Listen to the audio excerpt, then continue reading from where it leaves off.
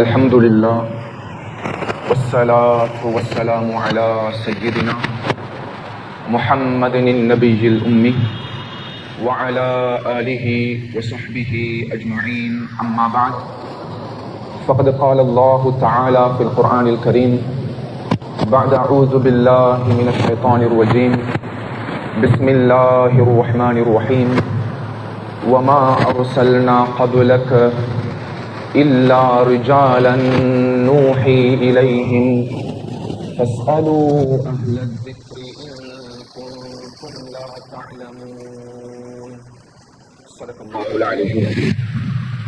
கண்ணியத்துக்குரிய கனவான்களே சகோதரர்களே, ரமதானுடைய மாதத்தை நாம் எப்பொழுது முன்னோக்குவோமோ அந்த தருணத்தில் இஸ்லாம் ரெண்டு விதமான வாஜிபுகளை, கடமைகளை நம்மவர்களுக்கு முன்வைத்திருக்கிறது.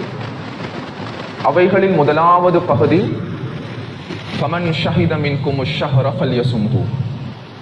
ரமதானுடைய மாதத்தை சந்தித்த ஒவ்வொரு மனிதனும் இஸ்லாம் யாருக்கெல்லாம் நோன்பு பிடிப்பதை வாஜிபாக்கி இருக்கிறதோ அத்துணை பேரும் நோன்பு நோட்பதை இஸ்லாம் வாஜிபாக, கடமையாக முன்வைத்துக் கொண்டிருக்கிறது. அல்ஹம்துலில்லாஹ், அதனுடைய இறுதி தருணத்தை நாம் அடைந்திருக்கிறோம். இரண்டாவது பகுதி, இரண்டாவது வாஜிபான ஃபர்வான பகுதி, அதுதான் ஸல்லல்லாஹு அலைஹி வஸல்லம் அவர்கள் தெளிவுபடுத்தினார்கள். சஹீஹ் புகாரி, சஹீஹ் முஸ்லிமுடைய ரிவாயத், ஃபரத ரசூலுல்லாஹி ஸல்லல்லாஹு அலைஹி வஸல்லம் ஸகாத்தல் ஃபித்ரி சாஅம் மின் தம்ரின் அவ் சாஅம் மின் ஷஈரின் அலல் அப்தி வல் ஹுர்ரி والذكر والأنثى والصغير والكبير. இரண்டாவது வாஜிபான பகுதி ஸகாத்துல் ஃபித்ர் எனும் கடமையை இஸ்லாம் அறிவிக்கிறது. நோன்பு என்பது ரமதானுடைய மாதத்தில் வாஜிபான பகுதி. ஸகாத்துல் ஃபித்ர் என்பது ரமதானுடைய மாதத்தில் இன்னும் ஒரு வாஜிபான ஃபர்தான பகுதி. ரெண்டு விதமான ஃபர்துகளை, இரண்டு விதமான கடமைகளை இஸ்லாம் அறிவித்திருக்கிறது. கண்ணியத்துக்குரியவர்களே, ஜகாத் என்று வரக்கூடிய சந்தர்ப்பத்தில் இரண்டு விதமான ஜகாத்துகளை நாம் புரிந்து வைத்திருக்கிறோம். முதலாவது ஜகாத்துல் மால் என்பதாக அழைக்கப்படும். அது ஒரு மனிதனுடைய தொழிலோடு, சம்பாத்தியத்தோடு, விவசாயத்தோடு, ஆடு மாடு ஒட்டகங்களோடு, தங்கம் வெள்ளியோடு தொடர்பான பகுதி. அது ஜகாத்துல் மால், இஸ்லாத்தினுடைய மூன்றாவது கடமை. இரண்டாவது அதுதான் ஜகாத்துல் ஃபித்ரா. இதற்கு சதகத்துல் ஃபித்ரா என்பதாகவும் அழைக்கப்படும், ஜகாத்துல் அபுதான் என்பதாகவும் அழைக்கப்படும், சதகத்துல் பதன் என்பதாகவும் அழைக்கப்படும். எப்பொழுது நோன்புடைய கடமை விதியாக்கப்படுகிறதோ ஃபுகஹாக்கள், மார்க்க அறிஞர்கள் தெளிவுபடுத்துகிறார்கள், அதே தருணத்தில் அல்லாஹ் தஆலா அன்பு நபி ஸல்லல்லாஹு அலைஹி வஸல்லம் மூலமாக ஜகாத்துல் ஃபித்ராவை ஹிஜ்ரி 2வது வருஷம் தன்னுடைய உம்மத்தாளர்களுக்கு கடமையாக்குறாங்க. நோன்பு கடமையாக்கக்கூடிய அதே தருணத்தில் ஃபரத ரசூலுல்லாஹி ஸல்லல்லாஹு அலைஹி வஸல்லம் ஸதகத்துல் ஃபித்ர் அல்லது ஜகாத்துல் ஃபித்ர், நோன்புடைய அதே ஹிஜ்ரி 2வது வருஷம் ஜகாத்துல் ஃபித்ர் ஸல்லல்லாஹு அலைஹி வஸல்லம் அவர்கள் மூலமாக தன்னுடைய உம்மத்தாளர்களுக்கு விதியாக்கப்படுகிறது. கண்ணியமானவர்களே, இந்த ஜகாத்துல் ஃபித்ர் ஏன் அல்லாஹ் தஆலா அலாதையாக, செப்பரேட்டாக இந்த ஜகாத்துல் ஃபித்ர் என்ற இபாதத் கடமையாக்கப்பட்டிருக்கிறது? இதனுடைய ஹிக்மத் என்ன? இது கடமையாக்கப்பட்ட நோக்கம் என்ன? ஸல்லல்லாஹு அலைஹி வஸல்லம் அவர்கள் இரண்டு விதமான ஹிக்மத்துகளை நம்மவர்களுக்கு முன்வைத்திருக்கிறார்கள். ஜகாத்துல் ஃபித்ர் என்ற இபாதத்தை நிறைவேற்றக்கூடிய தருணத்தில் இரண்டு விதமான அழகிய நோக்கங்கள் அந்த இடத்தில் அமல்படுத்தப்படுகிறது. முதலாவது, அபூ தாவூதில் பதிவு செய்யப்படக்கூடிய ரிவாயத், ஸல்லல்லாஹு அலைஹி வஸல்லம் அவர்கள் கூறுகிறார்கள், துஹ்ரத்தன் லிஸ்ஸாயிமி மினர் ரஃபஸி வல் லஹு. நோன்புடைய காலத்தில் ஒரு நோன்பாளி 29 நோன்புகளை பிடித்திருப்பார், 30 நோன்புகளை பிடித்திருப்பார். நோன்பு நோட்டு நிலைமையில் அவருக்கு ஏற்படக்கூடிய சிறிய சிறிய தவறுகள், சிறிய சிறிய தேவையற்ற விடயங்கள் அனைத்தையும் இந்த ஜகாத்துல் ஃபித்ர் என்ற அமல் நிவர்த்தி செய்துவிடும். ஒரு மனிதர் தொழுகைக்குள்ளால் நுழைந்தால், அல்லாமா வக்கீ இப்னு ஜர்ராஹ் ரஹ்மத்துல்லாஹி தெளிவுபடுத்துவாங்க, ஒரு மனிதர் முதல் அத்தஹியாத்தை விட்டுவிட்டால் சுஜூது ஸஹூ செய்ய வேண்டும். அதே போல் ஒரு மனிதர் தொழுகையில் 5 ரக்காத் தொழுது விட்டால் சுஜூது ஸஹூ செய்ய வேண்டும். தொழுகையில் ஏதாவது குறைகள், நிறைகள் ஏற்படும் பொழுது அவைகளை ஃபில் அப் பண்றதுக்காக வேண்டி இஸ்லாம் தொழுகையில் சுஜூது ஸஹூவை வைத்திருப்பது போன்று ரமதானுடைய காலத்தில் நோன்பாளிக்கு நோன்பு பிடித்த நிலைமையில் ஏற்படக்கூடிய தேவையற்ற விடயங்களை நிவர்த்தி செய்வதற்காக வேண்டி ஜகாத்துல் ஃபித்ர் என்ற இபாதத்தை அன்பு நபி ஸல்லல்லாஹு அலைஹி வஸல்லம் அவர்கள் தன்னுடைய உம்மத்தாளர்களுக்கு முன்வைத்தார்கள். கண்ணியமானவர்களே, இரண்டாவது ஒரு ஹிக்மத் தான் துஹ்ரத்தன் லிஸ்ஸாயிம். நோன்பாளி நோன்புடைய இபாதத்தை முடிந்த பிற்பாடு நாம் புரிந்து வைத்திருக்கிறோம், அல்லாஹ் தஆலா ரெண்டு விதமான பெருநாளுடைய தினங்களை தன்னுடைய ரசூலுல்லாஹுடைய உம்மத்தாளர்களுக்கு கடமையாக்கி இருக்கிறான். முதலாவது ஹஜ் பெருநாள், இரண்டாவது நோன்பு பெருநாள். ரெண்டு பெருநாளுடைய தினங்களும் ஒரு மனிதன் தன்னுடைய வீட்டுக்குள்ளால மனைவியோடு மாத்திரம், குழந்தைகளோடு மாத்திரம், அவனுடைய தாய் தந்தையர்களோடு மாத்திரம் சந்தோஷமாக குடித்துக் கொண்டு அவன் இருப்பதை இஸ்லாம் விரும்புவது கிடையாது. அந்த பெருநாளுடைய தினம் அடுத்த சகோதரர்களும் மகிழ்ச்சியாக இருக்க வேண்டும், சந்தோஷமாக இருக்க வேண்டும், பக்கத்து வீட்டாளர்கள் மகிழ்ச்சியாக இருக்க வேண்டும் என்பதற்காக வேண்டி ஹஜ்ஜுடைய பெருநாளுடைய தினத்தில் இஸ்லாம் உதகியாவுடைய இபாதத்தை முன்வைத்திருக்கிறது. ஆடு மாடுகளை அறுத்து நீங்க அடுத்த மக்களை கொடுங்க. அதே மாதிரி நோன்பு பெருநாளுடைய தினம் நான் மாத்திரம் சாப்பிட்டுக் கொண்டு குடித்துக் கொண்டு இருக்கக்கூடாது, அடுத்த முஸ்லிமும் இந்த விடயத்தில் சந்தோஷமாக இருக்க வேண்டும் என்ற நோக்கத்தில் ஸல்லல்லாஹு அலைஹி வஸல்லம் அவர்கள் ஜகாத்துல் ஃபித்ராவுடைய இபாதத்தை தன்னுடைய உம்மத்தாளர்களுக்கு முன்வைத்திருக்கிறார்கள். கண்ணியமானவர்களே, இந்த ரெண்டு விதமான ஹிக்மத்துகள் இது ஹதீஸில் நம்மவர்களுக்கு தெரியப்படுத்தப்பட்டிருக்கிறது. எனவே நாம் முதலாவதாக புரிந்து கொள்ள வேண்டும், அல்லாஹ் தஆலா இந்த ரமதானுடைய காலத்தில் நோன்பை எவ்வாறு கடமையாக்கி இருக்கிறானோ அதே போல் இரண்டாவது வாஜிபான ஃபர்தான அமலாக ஜகாத்துல் ஃபித்ராவுடைய இபாதத் நம்மவர்களுக்கு கடமையாக்கப்பட்டிருக்கிறது. கண்ணியமானவர்களே, எனவே இந்த ஜகாத்துல் ஃபித்ரை நாம் எவ்வாறு நிறைவேற்ற வேண்டும்? இந்த ஜகாத்துல் ஃபித்ரா நிறைவேற்றப்படுவதற்குரிய கண்டிஷன்ஸ், நிபந்தனைகள் என்னது? இந்த ஜகாத்துல் ஃபித்ர் நிறைவேற்றப்படும் பொழுது நாம் கவனிக்க வேண்டிய அடிப்படையான ஷரத்துகள் என்னது? பொதுவாக நாம் புரிந்து வைத்திருக்கிறோம், ஹஜ் செய்யணும்டா எங்களுக்கு நிபந்தனை இருக்கணும், ஜகாத் கடமையாகணும்டா அந்த நிபந்தனை இருந்தால் தான் ஜகாத் கொடுக்க வேண்டும். இந்த ரமதானுடைய காலத்துல கூட நாச்சாதியோட எத்தனையோ பேர் வந்து கேட்டாங்க, ஹஜ்ரத் எனக்கு வீடு இருக்குது, எனக்கு இந்த காணி பூமி இருக்குது, எனக்கு இந்த பைக் இருக்குது, ஜகாத் கொடுக்கணுமா, ஜகாத்துல் மால் கொடுக்கணுமா? ஜகாத்துல் மால் என்பது யாருக்கு இஸ்லாம் அந்த கண்டிஷனை வச்சிருக்கிறதோ அவங்க தான் ஜகாத்துல் மால் கொடுக்கணும். அதே போல் கண்ணியமானவர்களே, அவர்களுக்கு தெளிவுபடுத்தப்பட்ட பொழுது தான் அதிகமானவர்கள் வினவினார்கள், இல்ல இல்ல எங்களுக்கு ஜகாத் கடமை இல்ல, ஜகாத் கடமையாகணும் என்றால் இதுதான் நிபந்தனை என்பதை புரிந்து கொண்டார்கள். அதே போல் ஜகாத்துல் ஃபித்ர் கடமையாகுவதற்கு மூன்று விதமான நிபந்தனைகள் முன்வைத்திருக்கிறது. அதில் முதலாவது நிபந்தனை, அது காமனான நிபந்தனை, அது இஸ்லாம் ஒருத்தன் முஸ்லிமாக இருக்கும் பொழுதுதான் ஜகாத்துல் ஃபித்ர் என்ற இபாதத்தை அவன் நிறைவேற்றுவதற்கு முற்படுவான். இது எங்களுக்கு தெரிந்த புரிந்த விடயம். இரண்டாவது பகுதி, ஜகாத்துல் ஃபித்ரா அது வாஜிபாகணும் என்றா பெருநாளுடைய தினம் சூரியன் எப்பொழுது மறையுமோ, நாளைய மறுநாள் பெருநாள் என்றா இன்ஷா அல்லாஹ் பிறையின் தென்பட்ட பிற்பாடு சூரியன் மறையக்கூடிய தருணத்தில் தான், அந்த நேரத்தில் இருந்து தான் ஜகாத்துல் ஃபித்ராவுடைய இபாதத் கடமையாக ஸ்டார்ட் ஆகும். ஆனால் ரமதானுடைய பிறை தென்பட்டது முதல் ஜகாத்துல் ஃபித்ராவை கொடுக்கலாம். முதல் நோம்பிலும் கொடுக்கலாம், 5வது நோம்பிலும் கொடுக்கலாம், 10வது நோம்பிலும் கொடுக்கலாம், 27வது நோம்பிலும் கொடுக்கலாம். ஆனால் ஜகாத்துல் ஃபித்ர் வாஜிபாகுவதற்குரிய நேரம் எப்பொழுது பெருநாளுடைய தினம் சூரியன் மறைகிறதோ அந்த நேரம் தான் நாளைக்கு பெருநாள் என்று சொல்லி அறிவிக்கப்பட்டால் நாம் ஜகாத்துல் ஃபித்ர் இபாதத் நம்முடைய ஒவ்வொரு தலைக்கும் ஜகாத்துல் ஃபித்ராவை இஸ்லாம் தொடர்பு படுத்துகிறது. கண்ணியமானவர்களே, எந்த அளவுக்கு மார்க்க அறிஞர்கள் தெளிவுபடுத்துகிறார் என்றால், ஒரு மனிதன் உயிரோடு இருந்தால் சூரியன் மறைந்து 2 நிமிடங்கள் போகல, 1 செகண்ட் போகல, 10 நிமிடம் போகல, அவருக்கு மரணம் ஏற்பட்டு விட்டால் அவர் சூரியன் மறையும் பொழுது உயிரோடு இருந்திருக்கிறார், சூரியன் மறைந்த பிற்பாடு அவருக்கு மரணம் ஏற்பட்டிருக்கிறது என்றால் அந்த மனிதனுடைய ஹக்கையும் ஜகாத்துல் ஃபித்ரா நிறைவேற்றுவதை இஸ்லாம் வாஜிபாக்கி இருக்கிறது. கண்ணியமானவர்களே, ஒரு மனிதர் அவர் இஸ்லாத்துக்கு வந்திருக்கிறார், அவர் சூரியன் மறைஞ்சதுக்கு பின்னால அவருக்கு ஜகாத்துல் ஃபித்ரா கடமை இல்லை.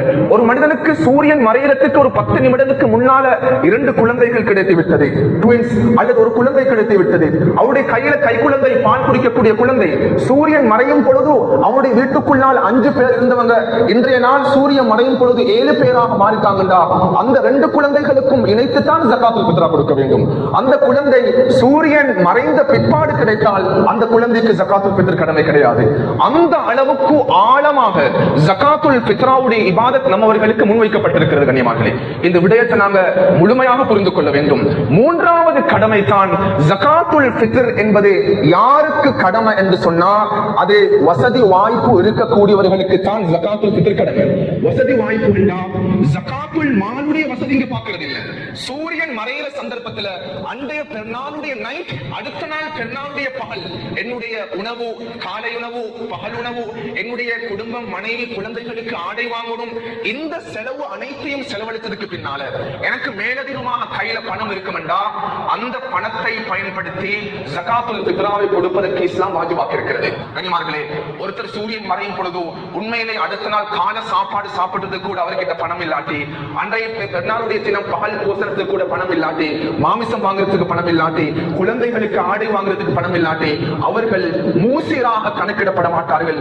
ஜகாத்துல் ஃபித்ர் அவர்களுக்கு மாற்றம் கிடையாது.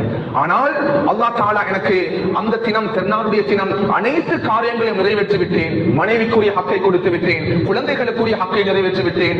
மேலதிகமாக பணம் இருக்கும் பொழுதோ அந்த பணத்தை பயன்படுத்தித்தான் ஜகாத்துல் ஃபித்ரா என்ற இபாதத் நிறைவேற்றப்படும். இந்த 3 கண்டிஷன் ஆக முக்கியமானது மகளே. உண்மையிலேயே நான் ஒரு 2 வாரத்துக்கு முன்னால் ஒரு மஸ்ஜிதுக்கு போயிருந்தேன்.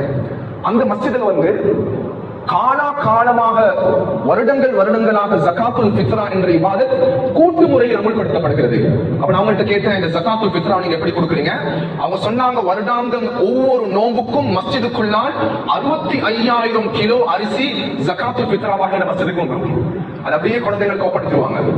பெரும்பாலும் அந்த 65,000 கிலோ அரிசியை நாம் ஊரில் இருக்கக்கூடிய ஃபுகராக்களுக்கும் மிஸ்கின்களுக்கும் மேக்சிமம் 25 கிலோ இருந்து 35 கிலோவுக்கு மேல ஒவ்வொரு வீட்டுக்கும் போகுது. ஜகாத் யாருக்கு கொடுக்கணுமோ அதே போல்தான் ஜகாத்துல் ஃபித்ராவும் 8 கூட்டத்தினருக்கு கொடுக்கப்படும். எனக்கு நிறைய கவலை நடக்குது. என்னுடைய அரிசி காய்க்கு எடுத்து கொண்டு போயிட்டு தெரிஞ்சவங்களை கொடுத்துட்டு வந்துடுறேன். அவங்களுக்கு அந்த அன்றாட உணவுகளை சாப்பிடுறதுக்கு முடியுமானவங்க ஃபகீர் மிஸ்கின் கூட லிஸ்ட்ல அவங்க இல்ல, அவங்க வசதி உள்ளவங்க, அவங்களுக்கு போய் ஜகாத்துல் ஃபித்ராவா கொடுத்துருவோம். இது ஜகாத்துல் ஃபித்ராவாக நிறைவேறாது. ஜகாத்துல் ஃபித்ரா என்ற ஃபுகராக்களுக்கும் மிஸ்கின்களுக்கும் 8 கூட்டத்தினர்களுக்கும் தான் ஜகாத்துல் ஃபித்ரா நிறைவேற்றப்படும். எனவே அந்த மஸ்ஜிதில் சொன்னாங்க, எனக்கு ஆச்சரியமாக இருந்தது. எந்த கல்வியும் வந்து இன்ஷா அல்லாஹ் வரக்கூடிய காலங்களிலும் எங்கட மஸ்ஜிதுகளிலும் இந்த ஜகாத்துல் ஃபித்ராவுடைய இபாதத் கூட்டு முறைகளில் நிறைவேற்றப்படும் பொழுது அல்ஹம்துலில்லாஹ் அது எங்களுக்கு ஃபுகராக்கள் மிஸ்கின்களுக்கு அந்த ஜகாத்துல் ஃபித்ராவுடைய அரிசி நிரப்பமாக போய் சேரத்துக்கு காரணமாக அமைஞ்சிடும். எனவே பெருநாளுடைய நைட்ல நாங்க இந்த ஜகாத்துல் ஃபித்ராவுடைய இபாதத்துக்கு நாங்க எங்களை தயார்படுத்தி வீட்டில் 5 பேர் 5 பேர் 10 பேர் 10 பேர் வீட்டுக்குள்ள இருக்கக்கூடிய அந்த தலைமைத்துவத்தில் இருக்கக்கூடியவர்கள் கணவன் அவருக்கு தான் முழு பொறுப்பும் வரும். 5 பேருடைய ஜகாத்துல் ஃபித்ரா அவர் ரெடி பண்ணுவார். ஒரு தலைக்கு 2 கிலோ 400 கிராம். ஸல்லல்லாஹு அலைஹி வஸல்லம் கூறினார்கள், ஃபரத ரசூலுல்லாஹ் ஸாஅன் மின் தம்ரின். ஸா என்பது 4 முத்துகள் என்பதாக அழைக்கப்படும். ஒரு முத்து 100 கிராம். அப்ப 4 முத்துகள் 2 கிலோ 400 கிராம் அரிசி ஒவ்வொரு தலைக்கும் வழங்கப்படும். எப்பொழுது கொடுக்கப்படும் என்றால் பெருநாளுடைய தொழுகைக்கு அனைத்து மக்களும் மஸ்ஜிதுக்கு வாரத்துக்கு முன்னால ஜகாத்துல் ஃபித்ராவுடைய இபாதத்தை நாம் அழகான முறையில் அந்த அரிசியை கொடுப்பது சுன்னத்தாக இருந்து கொண்டிருக்கிறது. பெருநாளுடைய தொழுகை முடிஞ்சிட்டு இன்னும் ஜகாத்துல் ஃபித்ராவுடைய அந்த அரிசியை நாம் கொடுக்கலன்னா அன்றைய அந்தி நேரம் பெருநாளுடைய அந்த நைட் சூரியன் மறையும் வரைக்கும் பெருநாளுடைய தொழுகைக்கு பின்னால பிற்படுத்தப்பட்டுட்டா என மார்க்க அறிஞர்கள் தெளிவுபடுத்துவாங்க, அது மக்ரூஹான காரியம். நீங்க அந்த அளவுக்கு அதை பிற்படுத்துவானாம். இமாம் மிம்பருக்கு ஏறதுக்கு முன்னால உங்களோட ஜகாத்துல் ஃபித்ரா கொடுத்துருங்க. அவருக்கு ஜகாத்துல் ஃபித்ரா வீட்டில் இருக்குது, பெருநாளுடைய அந்த மகரிபுடைய நேரம் முடிஞ்சு ஜகாத்துல் ஃபித்ராவை கொடுக்கலாட்டி அவர் யோசிக்கிறாரு, இப்ப எனக்கு கொடுக்கக்கூடிய சந்தர்ப்பம் கிடைக்கல, இன்ஷா அல்லாஹ் அடுத்த வருஷம் கொடுப்போம் என்று அவருக்கு பிற்போடுறதுக்கு அந்த ஜகாத்துல் ஃபித்ரா அரிசியை கட்டாயமாக வாஜிபாக அவரை கவா செய்ய வேண்டும், அவர் நிறைவேற்றியாக வேண்டும். பெருநாளுடைய அடுத்த நாள் சரி அந்த ஜகாத்துல் ஃபித்ரா கொடுக்கணும். அவருக்கு பாவமும் கிடைக்கும். காரணம் என்ன, பிற்படுத்திருக்கிறார். அப்பொழுது ஜகாத்துல் ஃபித்ராவை கவா செய்வது வாஜிபாக இருந்து கொண்டிருக்கிறது. இந்த விடயத்தை நாங்கள் கல்வியில் ஆழமாக மனதில் பதிவு வச்சுக் கொள்வோம். நிறைய பேர் கேட்டாங்க, ஹஸ்ரத் எங்களுக்கு உண்மையில வசதி இல்ல, வீட்டுல 10 பேர் இருக்கிறாங்க, கடன் எடுத்து ஜகாத்துல் ஃபித்ராவை கொடுக்கணுமா கொடுக்க முடியுமா என்று கேட்டா, கடன் எடுத்து ஜகாத்துல் ஃபித்ராவை நிறைவேற்றுவது இஸ்லாம் கட்டாயப்படுத்தல. அவர் விரும்பினா கடன் எடுத்து கொடுக்கலாம், ஆனா அந்த கடனை எனக்கு திருப்பி அடைக்கிறதுக்கு முடிய இருந்துச்சுன்னா. இன்னும் ஒரு பகுதி இருக்குது, நிறைய பேர் கேட்ட விடயம் தான் ஜகாத்துல் ஃபித்ர் என்பது நோம்புடைய காலத்துல நோயாளிகள் இருப்பார்கள், அவர்கள் நோம்பு பிடிக்க முடியாதவர்கள், வயோதிபர்கள், இஸ்லாம் அவர்களுக்கு ஃபித்யாவை கடமையாக்கி இருக்கிறது. ஒவ்வொரு நாளும் 600 கிராம் அரிசி கொடுக்கணும். 29 நோம்புண்டா 29 நோம்புக்குரிய அந்த அரிசியை கால்குலேட் பண்ணி கொடுக்கணும். 18 கிலோ வரும் நினைக்கிறேன். அவர்களும் ஜகாத்துல் ஃபித்ரா கொடுக்கணுமா? நல்லா புரிஞ்சுக்கொள்ளணும். ஜகாத்துல் ஃபித்ர் என்பது தனித்துவமான இபாதத். நோம்புடைய காலத்தில் வயோதிபர் இருக்கிறார், நோன்பே பிடிக்கல, அவருக்கும் ஜகாத்துல் ஃபித்ரா இருக்கிறது. ஃபிதியா வேற, ஜகாத்துல் ஃபித்ரா என்ற அமல் வேற. அப்ப நான் ஃபிதியாவும் கொடுக்கணும், அதே சந்தர்ப்பத்தில் ஜகாத்துல் ஃபித்ராவுடைய அமலையும் நான் நிறைவேற்றணும். கனிமக்களே, இன்னொருத்தர் இருக்கிறாரே, நோன்பே பிடிக்கவே இல்லை, ரமதானுடைய காலத்தை நாசமாக்கி விட்டார். நோன்பு பிடிக்காத எனக்கும் ஜகாத்துல் ஃபித்ர் கடமையான்னு கேட்டா, ஜகாத்துல் ஃபித்ர் என்பது தனித்துவமான இபாதத். நோன்பு காரணம் இல்லாம பிடித்தவர்கள் விட்டவர்களுக்கும் ஜகாத்துல் ஃபித்ர் இருக்கிறது, காரணத்தோடு விட்டவர்களுக்கும் ஜகாத்துல் ஃபித்ர் இருக்கிறது. இந்த விடயத்தை நாங்கள் அவதானம் சென்று கொள்வோம். இறுதியாக கண்ணியமானவர்களே, நோன்புடைய இந்த காலத்துல ஜகாத்துல் ஃபித்ரா என்ற அந்த அரிசியை பணமாக கொடுக்க முடியுமா, அல்லது ஜகாத்துல் ஃபித்ராவை நாம் அரிசியாகவே தான் கொடுக்கணுமா? அன்றாடம் உட்கொள்ளப்படக்கூடிய இந்த எங்களோட சமூகத்தில் இருக்கக்கூடிய அரிசியுடைய பழக்கம், இது அரிசியாகத்தான் கொடுக்கணுமா, அல்லது இந்த 2 கிலோ 400 கிராமுடைய பொறுமதி இந்த பணத்தை கொடுக்க முடியுமா என்று கேட்டால் மார்க்க அறிஞர்கள் தெளிவுபடுத்துகிறார்கள். இந்த விடயத்தை நாம் நல்ல தெளிவாக புரிந்து கொள்ளணும். உதவியாவுடைய காலம் வந்துட்டா ஆடு மாடு ஒட்டகத்தை நாம் எடுத்துக்கொள்ளும்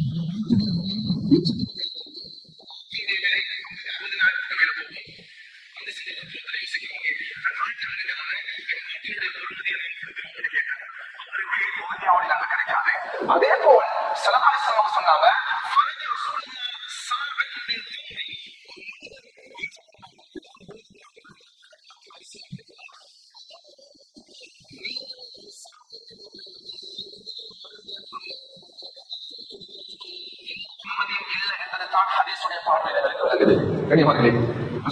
எந்த வழிமுறையும் கிடையாது.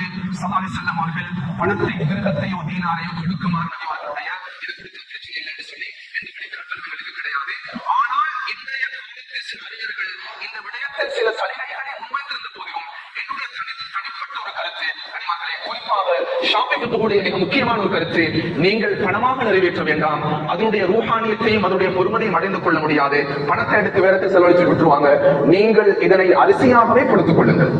ஜகாத்துல் ஃபித்ர் என்பது அரிசியாகவே, தானியமாகவே, உணவாகவே கொடுத்தால் தான் அதனுடைய நோக்கம் நிறைவேறுகிறது என்ற விடயத்தை மார்க்க அறிஞர்கள் நம்மவர்களுக்கு தெளிவுபடுத்தியிருக்கிறார்கள். எனவே இன்ஷா அல்லாஹ் நாங்க இன்றைக்கு நோன்பு 28 பிடிச்சிருக்கிறோம், நாளைக்கு 29 ஜகாத்துல் ஃபித்ராவுடைய அமலுக்காக வேண்டி நம்மை தயார்படுத்தி பெருநாளுடைய காலை பொழுதை நாம் தொழுகைக்கு நுழைறதுக்கு முன்னால இந்த அமலை நாங்கள் அழகான முறையில நிறைவேற்றி ஒழுக்கிறதுக்குரிய முயற்சியை செய்து அல்லாஹ்வுடைய சில நன்மைகள் அடைந்து கொள்வதற்கு சந்தர்ப்பத்தை அல்லாஹ் கபூல் செய்தருள்வானாக.